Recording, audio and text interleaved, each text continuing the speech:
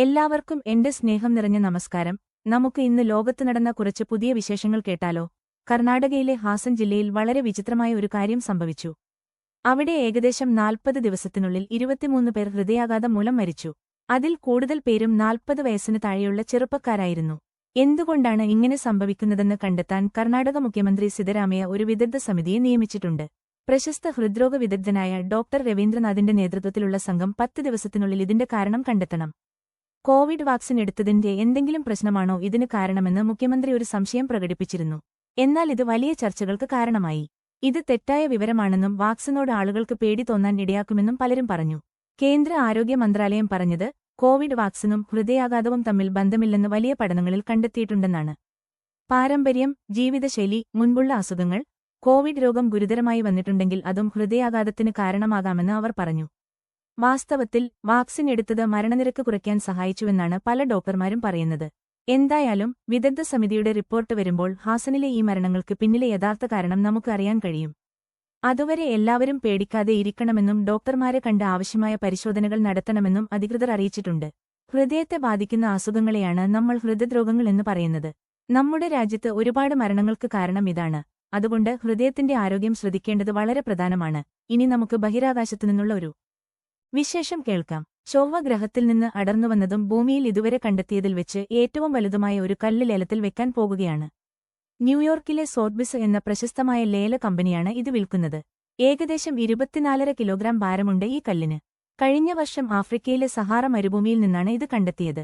ചൊവ്വയിൽ എപ്പോഴോ ഒരു വലിയ ഉൽക്ക വന്നിടിച്ചപ്പോൾ ആ ഇടിയുടെ ശക്തിയിൽ തെറിച്ചുപോയ ഒരു കഷ്ണമാണിത്. ആ ഇടിയുടെ ചൂടും മർദ്ദവും കാരണം കല്ലിലെ ചില ഭാഗങ്ങൾ കണ്ണാടി പോലെയായി മാറിയിട്ടുണ്ട്. ചൊവ്വയിൽ നിന്നുള്ള കല്ലുകൾ ഭൂമിയിൽ കിട്ടുന്നത് വളരെ അപൂർവമാണ്. ഇതുവരെ ഏകദേശം 77,000 ഉൽക്കകൾ കണ്ടെത്തിയതിൽ 400 എണ്ണം മാത്രമേ ചൊവ്വയിൽ നിന്നുള്ളതായി തിരിച്ചറിഞ്ഞിട്ടുള്ളൂ. ഈ പുതിയ കല്ല് കിട്ടിയതോടെ ഭൂമിയിലുള്ള ചൊവ്വയുടെ ഭാഗങ്ങളുടെ അളവ് തന്നെ കൂടിയിട്ടുണ്ട്. കോടിക്കണക്കിന് രൂപ ഇതിന് ലേലത്തിൽ ലഭിക്കുമെന്നാണ് കരുതുന്നത്. ബഹിരാകാശ വസ്തുക്കൾ ശേഖരിക്കുന്നത് ഇപ്പോൾ ചിലർക്ക് വലിയൊരു ഇഷ്ടമാണ്. നമ്മുടെ സൗരയൂഥത്തിന് പുറത്തുനിന്ന് വന്ന പുതിയൊരു അതിഥിയെ ശാസ്ത്രജ്ഞർ കണ്ടെത്തിയിരിക്കുന്നു. ഇതിനു മുൻപ് ഇത്തരത്തിൽ 2 വസ്തുക്കളെ മാത്രമേ നമ്മൾ കണ്ടിട്ടുള്ളൂ. ഇതിന് 3 എന്നാണ് പേര് നൽകിയിരിക്കുന്നത്. ചിലിയിലുള്ള ഒരു ടെലിസ്കോപ്പാണ് ഇതിനെ ആദ്യമായി കണ്ടത്. ഇതൊരു വാൽനക്ഷത്രമാണ്. ഏകദേശം 10 മുതൽ 20 കിലോമീറ്റർ വരെ വലുപ്പമുണ്ടാകും. വളരെ വേഗത്തിലാണ് ഇതിന്റെ യാത്ര, സെക്കൻഡിൽ 60 കിലോമീറ്റർ വേഗതയിൽ. അതുകൊണ്ട് ഇത് സൂര്യന്റെ ആകർഷണ വലയത്തിൽ പെടാതെ പുറത്തേക്ക് തന്നെ കടന്നുപോകും. ഇത് ഭൂമിക്ക് ഒരുതരത്തിലും ഭീഷണിയല്ല. കാരണം ഏറ്റവും അടുത്തു വരുമ്പോൾ പോലും കോടിക്കണക്കിന് കിലോമീറ്റർ ദൂരെയായിരിക്കും. സൂര്യനോട് അടുക്കുന്നതിന് മാസങ്ങൾക്ക് മുൻപേ ഇതിനെ കണ്ടെത്താനായത് വലിയൊരു ഭാഗ്യമാണ്. കാരണം മറ്റൊരു നക്ഷത്രത്തിനു ചുറ്റും രൂപപ്പെട്ട ഈ വാൽനക്ഷത്രത്തിൽ എന്തൊക്കെ വസ്തുക്കളാണ് ഉള്ളതെന്ന് പഠിക്കാൻ ശാസ്ത്രജ്ഞർക്ക് ധാരാളം സമയം കിട്ടും. സൗരയൂഥം എന്ന് പറഞ്ഞാൽ സൂര്യനും അതിന് ചുറ്റുന്ന ഗ്രഹങ്ങളുമാണ്. ഇതിന് പുറത്തുനിന്നുള്ള വസ്തുക്കളെയാണ് ഇന്റർസ്റ്റെല്ലാർ എന്ന് പറയുന്നത്. നിങ്ങൾക്കറിയാമോ, നമ്മുടെ ഭൂമി കറങ്ങുന്നതിന്റെ വേഗത കുറച്ചുകൂടിയിട്ടുണ്ടെന്ന് ശാസ്ത്രജ്ഞർ പറയുന്നു. ഇതിന്റെ ഫലമായി ഈയടുത്ത് ചരിത്രത്തിലെ തന്നെ ഏറ്റവും ദൈർഘ്യം കുറഞ്ഞ 3 ദിവസങ്ങൾ രേഖപ്പെടുത്തി. ഒരു ദിവസം എന്നാൽ സാധാരണയായി 24 മണിക്കൂറാണ്. എന്നാൽ ഈ ദിവസങ്ങളിൽ ഭൂമി കറങ്ങാൻ സാധാരണയിലും ഏകദേശം 1.5 മില്ലിസെക്കൻഡ് സമയം കുറച്ചെടുത്തു. 1 മില്ലിസെക്കൻഡ് എന്ന് പറഞ്ഞാൽ ഒരു സെക്കൻഡിന്റെ 1000-1 വളരെ ചെറിയ മാറ്റമാണെങ്കിലും ഇത് ശാസ്ത്രജ്ഞരെ അത്ഭുതപ്പെടുത്തിയിട്ടുണ്ട്. കാരണം ചന്ദ്രന്റെ സ്വാധീനം കാരണം ഭൂമിയുടെ കറക്കത്തിന്റെ വേഗത കാലങ്ങളായി കുറഞ്ഞുവരികയായിരുന്നു. എന്തുകൊണ്ടാണ് ഇപ്പോൾ വേഗത കൂടുന്നതെന്ന് അവർക്ക് കൃത്യമായി അറിയില്ല. ഭൂമിയുടെ ഉള്ളിലുള്ള ദ്രാവകരൂപത്തിലുള്ള ഭാഗങ്ങളുടെ ചലനമോ സമുദ്രത്തിലെ ഒഴുക്കുകളോ കാറ്റോ ആകാം ഇതിന് കാരണമെന്ന് അവർ കരുതുന്നു. ഈ ചെറിയ സമയമാറ്റം പോലും GPS, മൊബൈൽ നെറ്റ്വർക്കുകൾ, സാമ്പത്തിക വിപണികൾ എന്നിവയുടെ പ്രവർത്തനത്തെ ബാധിക്കും. കാരണം അവയെല്ലാം വളരെ കൃത്യമായ സമയത്തെ ആശ്രയിച്ചാണ് പ്രവർത്തിക്കുന്നത്.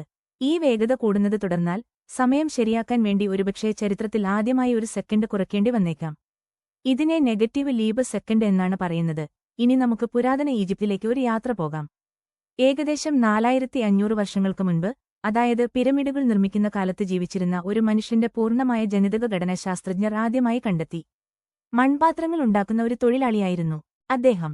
60 വയസ്സുവരെ ജീവിച്ചിരുന്നു എന്നും അദ്ദേഹത്തിന് സന്ധിവേദന പോലുള്ള അസുഖങ്ങളുണ്ടായിരുന്നു എന്നും പഠനത്തിൽ തെളിഞ്ഞു.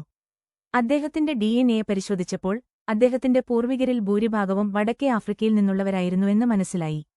എന്നാൽ 1000 കിലോമീറ്ററിലധികം ദൂരെയുള്ള മെസൊപ്പൊട്ടേമിയ പോലുള്ള സ്ഥലങ്ങളിലെ ആളുകളുമായും അദ്ദേഹത്തിന് ജനിതക ബന്ധമുണ്ടായിരുന്നു. ഇതിനർത്ഥം ആ കാലഘട്ടത്തിൽ ഈജിപ്തിലെ ആളുകൾക്ക് വളരെ ദൂരെയുള്ള രാജ്യങ്ങളുമായി പോലും ബന്ധമുണ്ടായിരുന്നു എന്നാണ്. DNA എന്നത് ഒരു ജീവിയുടെ എല്ലാ വിവരങ്ങളും അടങ്ങിയ ഒരു പുസ്തകം പോലെയാണ്. ഇത് പഠിക്കുന്നതിലൂടെ ഒരാളുടെ പൂർവികർ എവിടെ നിന്നുള്ളവരായിരുന്നു എന്നൊക്കെ കണ്ടെത്താൻ സാധിക്കും. ആയിരക്കണക്കിന് വർഷങ്ങൾക്കു മുൻപ് നഷ്ടപ്പെട്ടുപോയ ബാബിലോണിലെ ഒരു പാട്ട് ആധുനിക സാങ്കേതിക വിദ്യയുടെ സഹായത്തോടെ ശാസ്ത്രജ്ഞർ വീണ്ടെടുത്തിരിക്കുന്നു. കളിമണ്ണിൽ തീർത്ത പുരാതന ഫലകങ്ങളിൽ ചിതറിക്കിടന്ന കഷ്ണങ്ങൾ ഒരുമിച്ച് ചേർത്താണ് അവർ ഈ പാട്ട് പുനഃസൃഷ്ടിച്ചത്. ആർട്ടിഫിഷ്യൽ ഇന്റലിജൻസ് ആണ് ഇതിന് അവരെ സഹായിച്ചത്. പുരാതന ബാബിലോൺ നഗരത്തിന്റെ ഭംഗിയും അവിടുത്തെ ആളുകളുടെ ജീവിതരീതിയും ഈ പാട്ടിൽ വർണ്ണിക്കുന്നുണ്ട്. തൂങ്ങിക്കിടക്കുന്ന പൂന്തോട്ടം അഥവാ ഹാങ്ങിങ് ഗാർഡൻസ് ഓഫ് ബാബിലോൺ പുരാതന ലോകത്തിലെ മഹാത്ഭുതങ്ങളിൽ ഒന്നായിരുന്നു. ഇനി പറയുന്നത് ലക്ഷക്കണക്കിന് വർഷം പഴക്കമുള്ള ഒരു മനുഷ്യന്റെ തലയോട്ടിയെക്കുറിച്ചാണ്. ചൈനയിൽ നിന്ന് കണ്ടെത്തിയ ഏകദേശം 1,46,000 വർഷം പഴക്കമുള്ള ഈ തലയോട്ടിക്ക് ഡ്രാഗൺ മാൻ എന്നാണ് പേരിട്ടിരിക്കുന്നത്. ഡെനിസോവനുകൾ എന്നറിയപ്പെടുന്ന ഒരു പുരാതന മനുഷ്യവിഭാഗത്തിൽപ്പെട്ടതാണ് ഇത്. നമ്മളെപ്പോലെ തന്നെയുള്ള എന്നാൽ ഇപ്പോൾ വംശനാശം സംഭവിച്ചുപോയ ഒരുതരം മനുഷ്യരായിരുന്നു ഡെനിസോവനുകൾ. ഇതുവരെ അവരുടെ DNA തെളിവുകൾ മാത്രമേ നമുക്ക് കിട്ടിയിരുന്നുള്ളൂ. ഈ തലയോട്ടി കിട്ടിയതോടെ അവർക്ക് എങ്ങനെയായിരുന്നു രൂപം എന്ന് നമുക്ക് മനസ്സിലാക്കാൻ സാധിച്ചു. അവർ ആധുനിക മനുഷ്യരുമായി ഇണചേർന്നിരുന്നു എന്നും പഠനങ്ങൾ പറയുന്നു. ഇതിലൂടെ നമുക്ക് മനസ്സിലാകുന്നത് പണ്ടുകാലത്ത് പലതരം മനുഷ്യവർഗ്ഗങ്ങൾ ഭൂമിയിൽ ഒരുമിച്ച് ജീവിച്ചിരുന്നു എന്നാണ്. ഇത് മനുഷ്യന്റെ പരിണാമത്തെക്കുറിച്ചുള്ള നമ്മുടെ അറിവുകളെ മാറ്റിമറിക്കുന്ന ഒരു വലിയ കണ്ടെത്തലാണ്. ഇന്നത്തെ ഈ അറിവുകൾ നിങ്ങൾക്ക് ഇഷ്ടമായി എന്ന് കരുതുന്നു. അടുത്ത തവണ പുതിയ വിശേഷങ്ങളുമായി വീണ്ടും കാണാം.